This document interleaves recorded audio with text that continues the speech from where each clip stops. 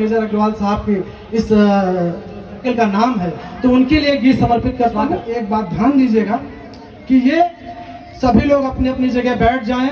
ये गीत केवल उस सैनिकों के लिए है जिनकी बदौलत हम यहाँ बैठे हुए हैं, जिनकी बदौलत हम सुरक्षित हैं। ये गीत सिर्फ उनके लिए है। और एक सैनिक को सैनिक बनाने में माँ का, पिता का, भाई का, बेटी का और सबसे बड़ा पत्नी का हाथ होता है। स्वागत। ये गीत सैनिक का प्रस्तुत कर रहा हूं। स्वागत।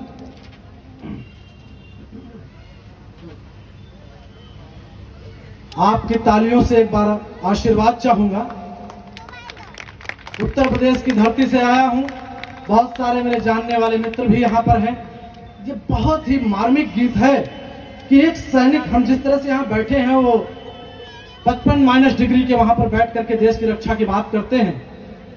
किस तरह से है नमन मेरा तुम्हारे शौर्य को, बलिदान को,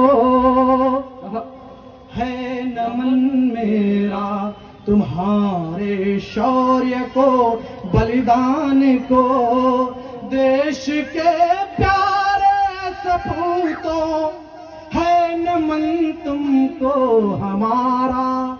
और जो तिरंगे में लिपट कर सो गए निज राष्ट्र खातिर, उन शहीदों के लिए शत शत नमन वंदन हमारा।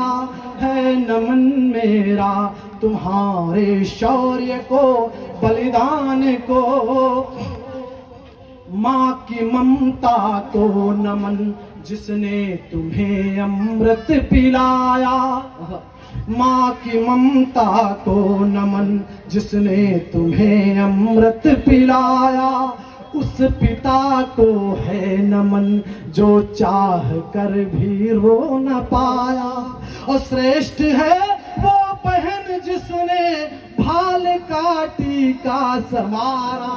है नमन मेरा तुम्हारे शौर्य को, बलिदान को, और है नमन वीरांगना को, देश हित जिसने न टोका।